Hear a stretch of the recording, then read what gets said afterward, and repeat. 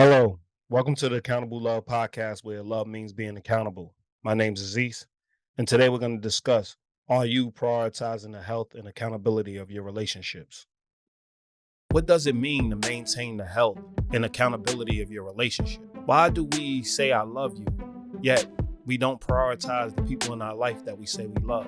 Are we just going through the motions in life and adding people to our lives just because we have this desire? Are we willing to roll up our sleeves and truly put in the daily practice it takes to maintain accountable and healthy relationships? Ask yourself, do I want quality relationships, healthy and accountable relationships?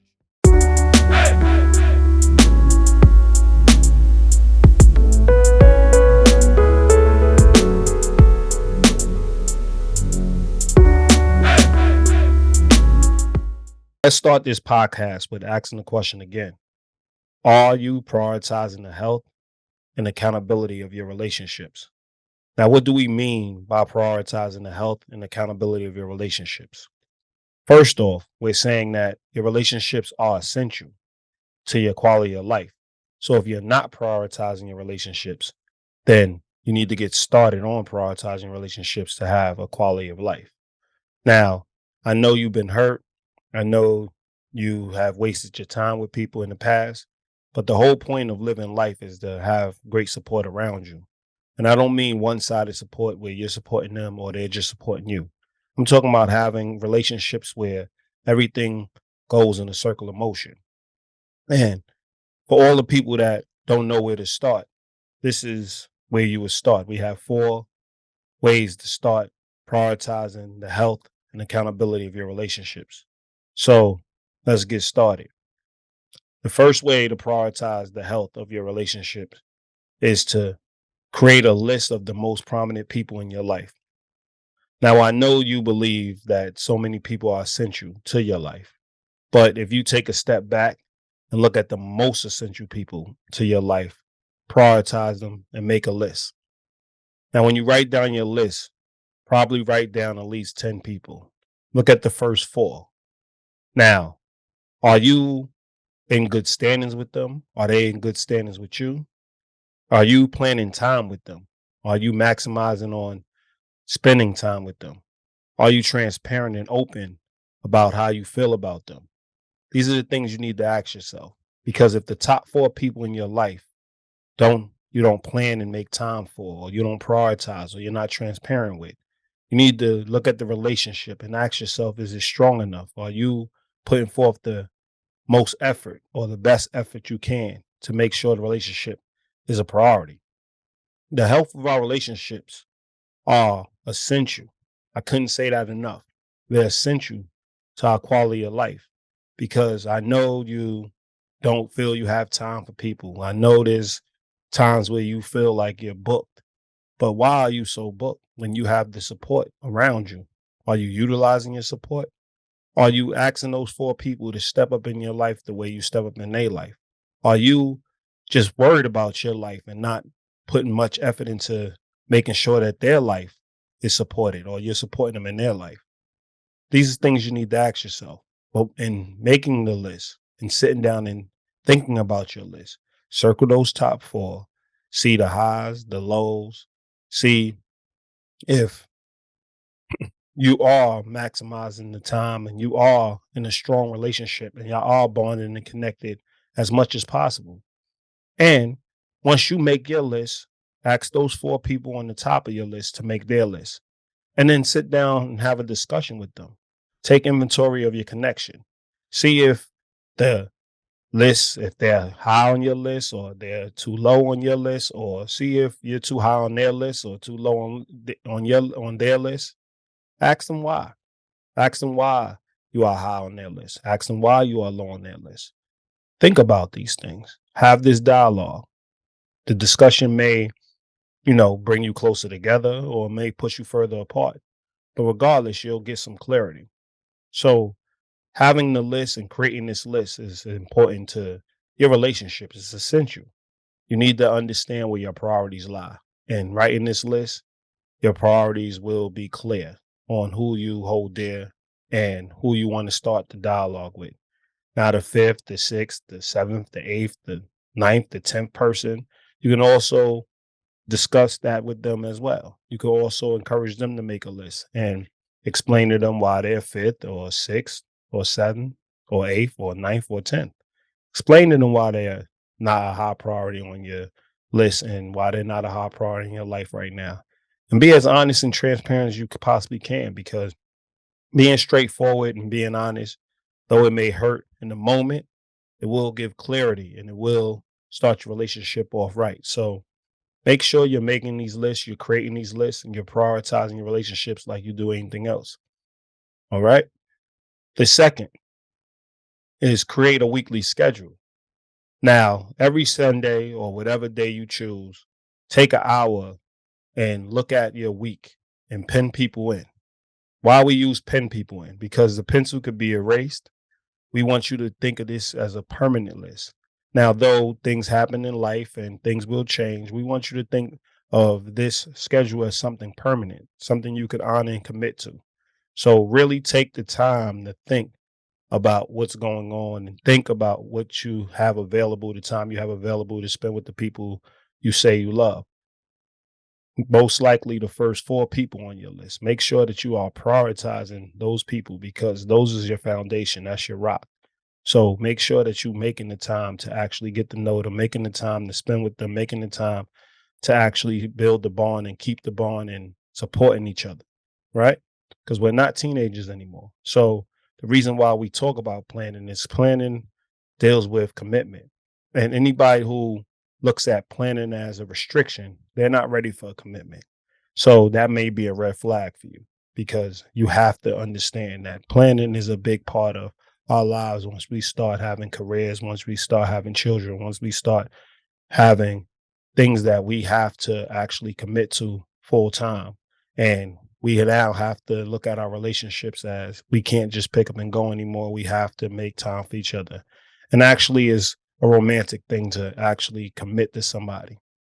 Now, when constructing the schedule, when constructing the weekly schedule, you want to talk to your friends about it. You might want to call a person up when you have the time to see what their time schedule looks like and sit down with them. Maybe all of your friends and your spouse and everybody's connected. So y'all can all sit down together and make your list and pencil in time to spend with each other. Now, I'm obviously not, or pen in time, excuse me, to spend with each other. I'm not saying that every time you're going to show up, but it should be most times you show up. I'm not saying that you can't hang out with each other outside of the schedule. I'm just saying make sure that you have a full commitment to the people in your life where they know what's going on. Because let's be honest, if you wake up on Monday morning knowing exactly what you're getting into, knowing exactly where your time is being spent, you're more likely to stick to the commitments you have, and you're more likely to enjoy your week. And enjoying your week and looking forward to your week is going to bring a positive, more positive mentality. And trust me, your relationships will benefit from that positive mentality. It will benefit from that positive energy. So make sure you take the time, get the list together, and have a clear understanding of where you're going with your relationships because they are your foundation. You're going to get everything else accomplished if you have a strong support system. So make sure you're pouring into your support to make sure that your support is pouring into you. And therefore, y'all will be able to commit to anything together. So make sure you are creating a list, make sure you prioritize, make sure you're planning to be with the people you love. Because let's be honest, if you're not prioritizing the health or accountability of your relationships, you're really not in relationships. You're just in a bunch of acquaintances. So acquaintanceships, basically, right? You want relationships, you want people that you're actually relating to, actually spending time with, actually are committed to. So think about that. The third, prioritize your issues is prioritizing your fun. Now, what do I mean by that?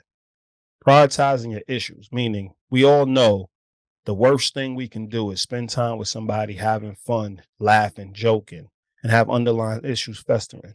Have this luggage that we're carrying around without solving the problem, but we're entertaining the person. If this is truly somebody you care about, this is truly somebody you say you love, this is truly a relationship you want, stop everything you're doing and start having the discussions. Start solving and working towards the resolution. Isn't it better to have some fun with somebody that's on the same page? That's one thing you want in life at all times. Somebody or your people that are on the same page. Because if the train is going in the same direction, then you're moving forward. But if everything's going in separate directions or parallel, you have a different destination. And the goal is to actually end up in the same destination on a regular basis. So, with this concept of prioritizing your issues, meaning you're going to prioritize your fun, which ultimately, prioritizes your fun, is basically explaining to you that your commitment or your conflicts is a part of your commitment. It's no point in being in a person's life when you think of them in a negative light. There's no point in them being in your life when they think of you in a negative light. There's no accountability. There's no relationship. There's no health. There's no quality of life. So think about that. I want y'all to look at this concept like this. When you have an issue, it's a stop sign. So just stop. Stop doing everything. Stop doing everything you have to do with that person and attack that issue. Because if you go forward, yes, you can run the red light, but you'll eventually crash. And overall, when you crash, the relationship will end anyway. So why keep a relationship or waste your time in a relationship where you can't resolve issues, where you feel like this person is not mature enough to get through an issue together, or y'all don't have a strong enough commitment to get through an issue together? I know they may think, oh, these issues always arise while we always have to talk. They may avoid the situation, but even in avoidance, it gives you an answer. Lets you know that they're not committed to a relationship enough to resolve issues, because nobody want to live in the issue. We want to enjoy our life issue free. So trust me, if you sit down, you prioritize your issues, you will ultimately prioritize a relationship, and you ultimately have unadulterated fun. You will be able to have fun with this person without having underlying issues with that person. So I want you to think about it. The more you clear up your issues in your life and your relationships, the better your life will be, the better your relationships will be, the more accountable your relationships will be. So make sure you prioritize your issues, because prioritizing your issues are prioritizing your fun, or is prioritizing your fun. Next up, make life plans together. Now, this is very essential, because if you're not planning together, you're living apart. And I know everybody this day and age is really preaching this individuality thing, but really, when it comes down to it, we are a part of each other's happiness. We are a part of each other's bonds. We are a part of each other's success. And the reason why we have relationships, because we take pride in being a part of each other's life. So when you look at your bonds and you look at making life plans together, what I mean is, yeah, establish a clear bond. You know what I mean? Raise children together. Support each other in raising your children, whether you're friends or you're your spouse. Take pride in it. Support each other in raising your children up, because ultimately they're going to take on your legacy. So when they see the friendships you have that's bonded and everybody's around raising the child and raising each other's children, then in turn they build a bond to raise each other's children. And before you know it, the village is there, the impact is there. Start or run an organization together. If y'all have common interests, or y'all have interests that can actually help one another, do it together, work together. Ain't nothing better than building something with people you love.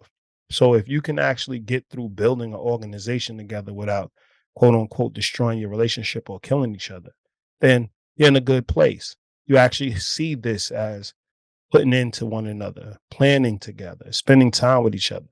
This allows you to maximize on your time together. I know it's due to work, but at the same time, you can actually hang out and enjoy, planning together, enjoy building together and building something that y'all can call your own.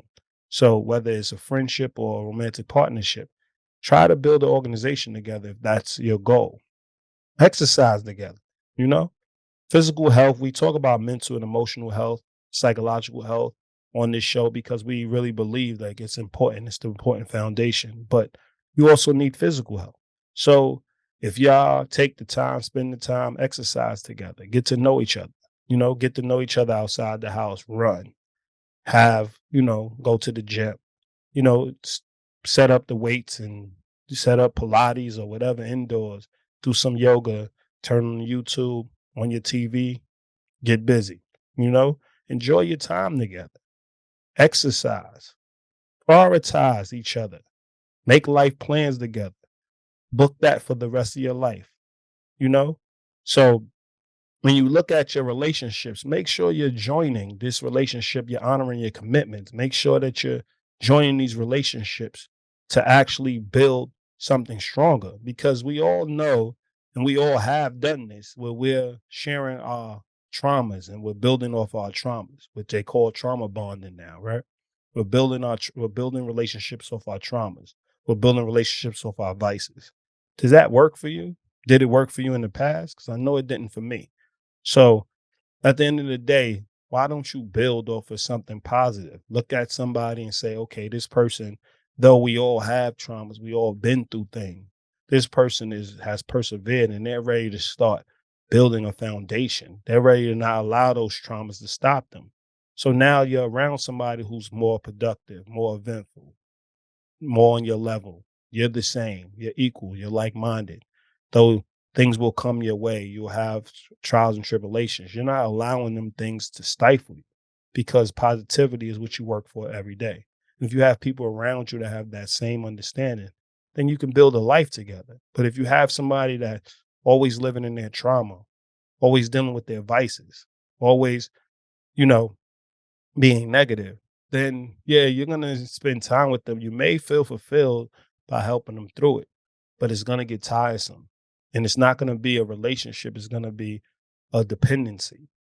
It's gonna be something where they're dependent on you and you're dependent on them to make you feel good about them depending on you. That's not a healthy relationship. Healthy relationship should be a healthy exchange of ideas, a healthy exchange of thought process, a healthy exchange of building together. Pass each other the hammer and start building. And then get through your trials and tribulations as a unit. I'm not saying that you don't share your traumas. I'm not saying you don't tell a person that you're struggling with advice. I'm saying that let that be your motivation to get past those things. The fact that you have positive people in your life and pull from their energy, pull from their strength, pull from their ideas or their thoughts, pull from the way that they're living life instead of being envious of the fact that they are on point or on they have it together.